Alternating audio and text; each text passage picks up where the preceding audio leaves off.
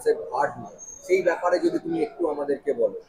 ঘাটটা basically choose করা উত্তর কলকাতায় কাজ করছি বলে, আর এই কারণেই যে বেনারসে নিজস্ব যেমন ঘাট আছে, আমাদের কলকাতাতেও তো আছে, তো সেটা আমরা সেইভাবে কোথাও দেখতে পাই না, কিন্তু খুব কম। সুমিত ঘোষ বাবু একটা ডকুমেন্টারি করেছিলেন ইউটিউবে, সেইভাবে তো ভালো জিনিসের ভিউ হয় না এখন।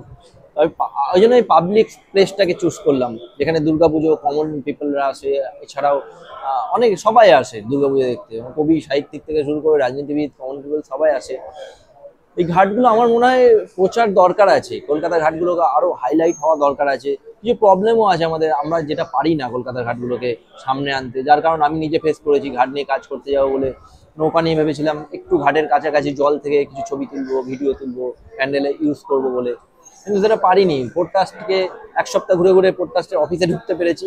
তারপরে যখন ঢুকতে পেরেছি পারমিশন, মাঝিকে আমি বলেছিলাম, মাঝি ঠিক হয়ে গেছিল, তো ও বললো এগুলো পারমিশন করাতে হয়, নাহলে লুকিয়ে চুরিয়ে করতে হবে। আমি লুকিয়ে চুরিয়ে চাইনি।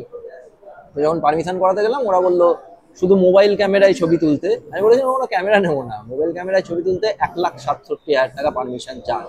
কোনোভাবেই এটা কমাতে পারিনি, আর কারো কাছে পৌঁছাতেও পারিনি। তো এইগুলো হয়তো প্রবলেম, যে যেখানে এই প্রচারগুলো হতে বাধা, কোনো ভিডিও নেই, আমরা ঘাটের এপার থেকে পারি, জল থেকে কিছু করতে পারি না।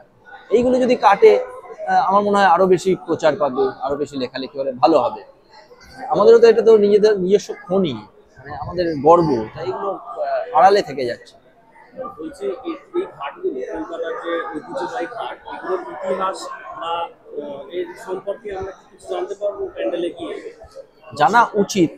আমি সেইভাবে, যেহেতু বাজেটটা তো আমার অত নেই, আমি বিরাট জায়গা নিয়ে করতে পারছি না, আমি যতটা পারছি অল্প কিছু রাখা, বেসিক্যালি ভাইবটাকে ধরতে চাইছি। আমি দুটো একসঙ্গে ধরতে গেলে আমার, আমি গঙ্গার সৌন্দর্যটাকেও ধরবো, ঘাটের রাস্তার হিস্ট্রি রাখবো, রাখা যেতে পারে, কিন্তু কাজটা যেভাবে এগোচ্ছে বেসিক্যালি ঘাটের সৌন্দর্যটাকে, মানে একটা যে গঙ্গায় চা, ঘাটে যে চা খেতে যেতে ভালোবাসে তারও গিয়ে ভালো লাগবে, যে গিটার নিয়ে বসে গান বাজায় সেও ওই ফিলটা পাবে, যে ছবি তুলতে ভালোবাসে এই ফিলটাকে ধরে। ব্যাপারটা একটু বেশি করে আমরা হ্যাঁ হ্যাঁ, কিন্তু হিস্ট্রি থাকছে, সেটা অনেক পুরনো কিছু জিনিস রাখছি।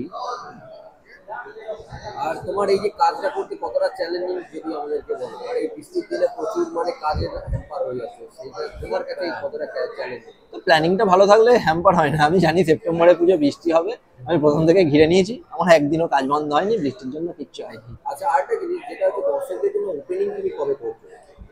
ওপেনিংটা ক্লাব মনে হয় দ্বিতীয়া বা তৃতীয়াতে দর্শকদের দ্বিতীয়া জন্য। থেকে দিতে হবে। কারণ এটা অনেকেই আমাদের কাছে এই প্রশ্নটা তুলে যে কবে থেকে দ্বিতীয়া দ্বিতীয়া। সেইটা। আর দাদা, পুজো ক্লিক্সের দর্শকদের জন্য একটা শুভেচ্ছা। পুজো ক্লিক্স তো মানে পুজো মানেই যে পুজো ক্লিক্স তা না, সারা বছর ধরেই আমরা বিচরণ দেখি। কিছু কিছু আছে, ভালো পেজ আছে, তাদের মধ্যে পুজো ক্লিক্স অন্যতম।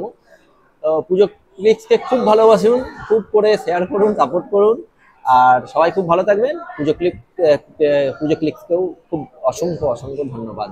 Thank you.